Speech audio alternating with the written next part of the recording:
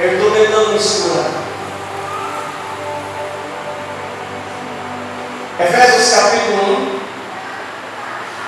1, versículo 15 e versículo 21, nós encontramos Paulo dizendo assim: por isso, também eu, tendo ouvido a fé que é entre vós do Senhor Jesus, e o amor para com todos os santos, não cesso de dar graça por vós, fazendo menção de vós nas minhas orações, para que o Deus do nosso Senhor Jesus Cristo, o Pai da glória, vos conceda espírito de sabedoria e de revelação no pleno conhecimento dele. Presta atenção, revelação no conhecimento de Deus, não é revelação da vida de ninguém, não é revelação.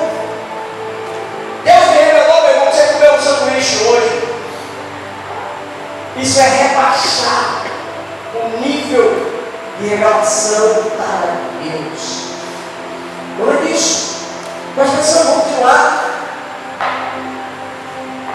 Versículo 17, preparado, diz: para que Deus, nosso Senhor Jesus Cristo, o Pai da glória, vos conceda espírito de sabedoria e revelação no pleno conhecimento dele, iluminados os olhos do vosso coração, para saberes qual é a esperança do seu chamamento, qual a riqueza da glória, da sua herança nos santos, e qual a suprema grandeza do seu poder, para com os que cremos, segundo a eficácia da força do seu poder.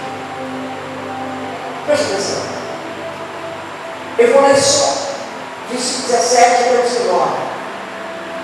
Para que Deus de nosso Senhor Jesus Cristo, o Pai da glória, vos conceda espírito de sabedoria e revelação no pleno conhecimento dele, iluminados os olhos do vosso coração. Presta atenção à expressão, iluminados os olhos do vosso coração, isto é, que você possa ver com o coração, que você possa perceber. Lembra, enquanto as coisas falam dele sobre o coração, ela diz que sobre todas as coisas que o homem deve guardar, guarda no coração.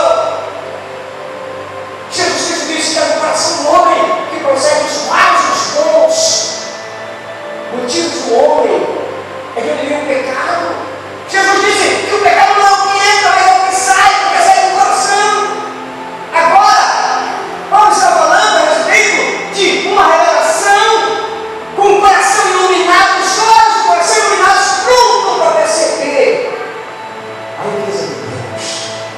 Olha, iluminados os olhos do nosso coração para saberes qual é a esperança do seu chamamento. Para saberes qual é a esperança do seu chamamento. Você já se perguntou por que homens são queimados vivos e eles não voltam atrás? Você já se perguntou por que Estevão, enquanto era apedrejado, glorificava a Deus? Você já se perguntou por que Paulo, enquanto era preso, glorificava a Deus? Por que ele dizia que glorificava a Deus na surra que ele levou, ou nas surras, nas prisões? Por que Paulo abriu mão de casar? Os olhos do coração dele foram iluminados para algo maior. Ele diz, agora Paulo falando, iluminados os olhos do vosso coração para saberes qual é a esperança do seu chamamento, qual a riqueza da glória da sua herança nos santos, e qual a suprema grandeza do seu poder para com os que cremos, segundo a eficácia da força do seu poder. Versículo 20: o qual exerceu ele em Cristo, ressuscitando-o dentre os mortos e fazendo sentar à sua direita nos lugares celestiais, acima de todo principado e potestade, e poder e domínio, e de todo nome que se possa referir, não só no presente século, mas também no futuro. Para algumas pessoas, você fala de Jesus, e elas ouvem você, e quando você termina de falar, elas vão embora como se nada tivesse sido acrescentado. Outra terminam de falar de Jesus, elas aparentemente ficam felizes e agradecem. Até visitam a igreja. A vida delas não tem nenhuma mudança.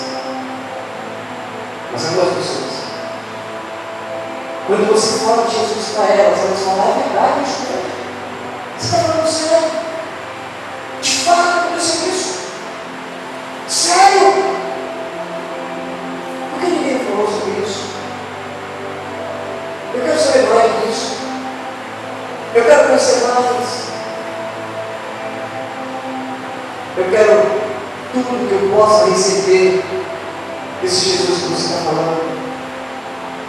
Essas são as pessoas a quem Deus abriu o inimigo, iluminou os olhos do coração e revelou o chamado e o motivo pelo qual Jesus foi morto e ressuscitado. Não apenas como uma história para que se penalize: pobre Jesus, sofreu tanto, como foi difícil, eu tenho uma obrigação com Jesus porque ele morreu por mim. Não, é uma revelação profunda. É algo do Espírito que habita no sábio, vai abrir o inimigo. Salmo 119, versículos 99 e 100. O texto diz: compreendo mais do que todos os meus médicos, porque medito nos teus testemunhos. Sou mais prudente do que os idosos, porque guardo os meus preceitos. Presta atenção. Ele está dizendo: eu tenho o entendimento que os meus mestres não têm. Compreendo mais do que aqueles que me ensinam. Sou mais prudente do que os idosos, os vividos, por causa daquilo que me foi aberto. 1 Coríntios, capítulo 2, versículo 9, é o texto que nós estamos trabalhando essa noite sobre o guiamento do Cristo. Diz assim: mas como está escrito, nem olhos viram, nem ouvidos ouviram, nem jamais penetrou em coração humano o que Deus tem preparado para aqueles que o amam. Isto é, esse tipo de coisa não pode ser ensinado em seminário, não pode ser ensinado em faculdade, não pode ser ensinado em qualquer outro lugar. Só pode ser ensinado por intervenção do Espírito Santo de Deus. E ele se faz como se ele faz. Só como se ele faz.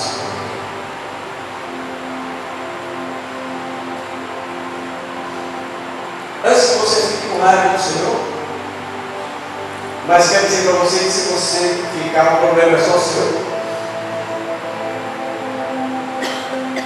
Tem uma passagem em João,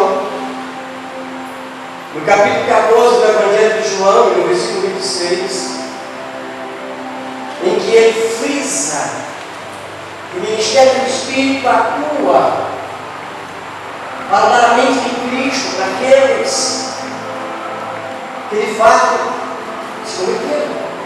João 14, 26 diz: mas o Consolador, o Espírito Santo, a quem o Pai enviará em meu nome, esse vos ensinará todas as coisas e vos fará lembrar de tudo que vos tenho dito. Presta atenção, ele vos ensinará. Quando Jesus começou a ensinar, houve uma pergunta por parte dos doutores da lei: como sabia-se tantas coisas sem ter estudado? Tem a resposta. Ele ensinará todas as coisas. Eu lembro que essa foi a primeira contenda evangélica da minha vida. Nós estávamos juntos. O homem que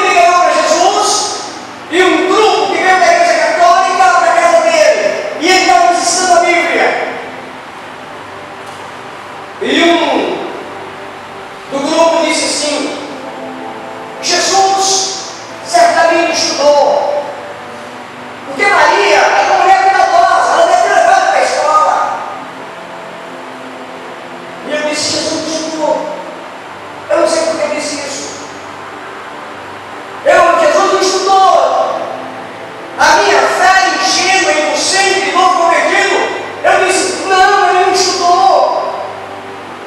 E houve então uma discussão, e eu fui o único que a opinião diferente.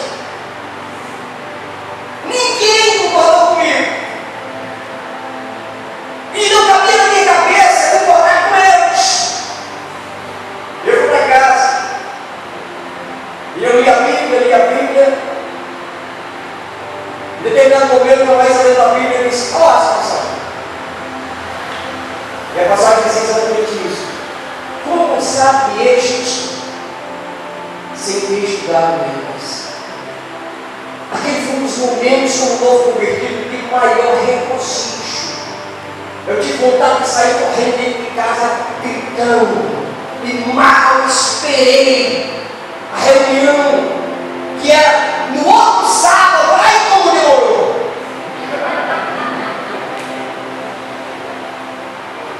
Para abrir a Bíblia e mostrar para eles: Jesus não estudou. Mas eu queria mostrar, não porque eu queria que Jesus não fosse alguém que tivesse estudado, é porque eu tinha naquele momento uma convicção daquilo, e eu me sentia feliz em perceber que eu estava certo, sem saber que o texto existia, porque eu era muito perdido.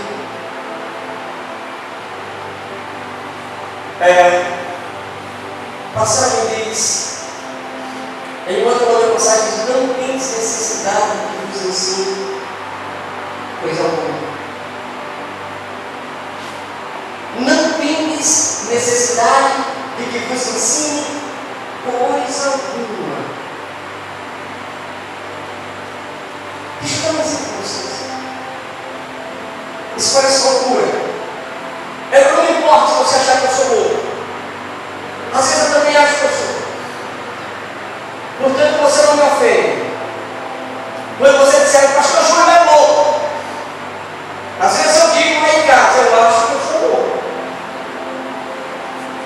Ou pelo menos, se não sou, estou ficando.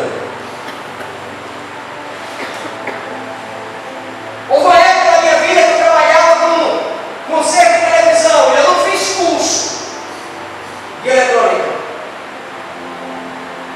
Eu consertava televisão, câmera, vídeo, cassete na época, essas coisas. E às vezes eu fui pegar um equipamento com muita dificuldade, eu li o esquema, eu olhava para um lado, trocava a peça, então eu não conseguia descobrir o defeito. Mas eu já tinha dado o orçamento. E depois de passar um dia, dois, só com um equipamento, sem conseguir consertar, e quem trabalha com isso depende da quantidade de equipamento que conserta para poder viver. Se você passa muito tempo com um equipamento, você deixa de consertar os outros, logo você vai saber. E algumas vezes, quando a situação estava muito complicada, eu orava e apresentava a minha dificuldade. E eu acordava de madrugada dizendo: já sei! É só trocar o resistor tal, o transistor tal, o capacitor tal. Não foi só uma ou duas ou três vezes. E quando amanhecia o dia, eu ia direto para a oficina, chegava lá e trocava.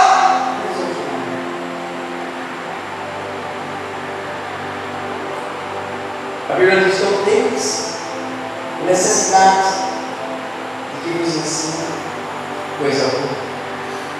João 16, versículo 13 diz: quando vier, porém, o Espírito da verdade, preste atenção à expressão do Espírito da verdade, ele vos guiará a toda a verdade, porque não falará por si mesmo, mas dirá tudo o que tiver ouvido e vos anunciará as coisas que eu te vi. A minha pergunta: por que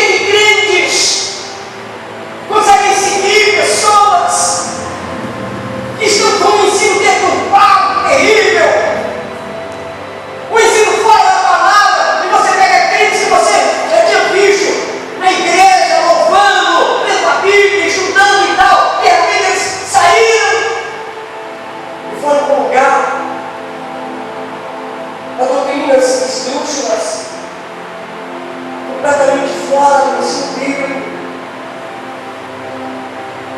Só uma explicação. Eles não tinham o Espírito da verdade de Deus. O texto, no Evangelho de João 16:13 diz: quando vier, porém, o Espírito da verdade, ele vos guiará a toda a verdade, porque não falará de si mesmo, mas dirá tudo o que tiver ouvido e vos anunciará as coisas que hão de vir. O Espírito, além de revelar, ele guia. O Espírito está dentro de você. A Bíblia chama que ele é o penhor, é a garantia. Ele está dentro de você para que você não caia, para que você não saia, para que você não se desvie, para que você encontre o caminho estreito. Porque é estreito demais você encontrar o seu meio. Você precisa do Espírito, eu preciso do Espírito. Lucas 24.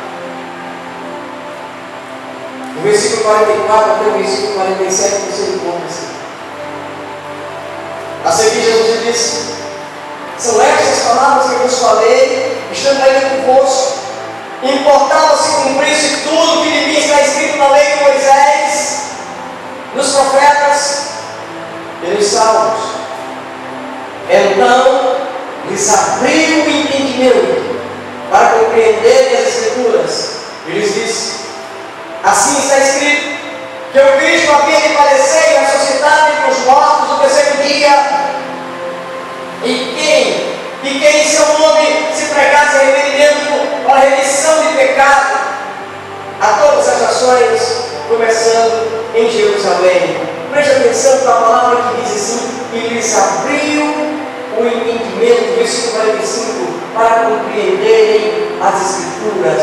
Os discípulos estavam com Jesus, mas apesar de estarem com Jesus, não compreendiam as Escrituras, até que o Espírito lhes abriu o entendimento.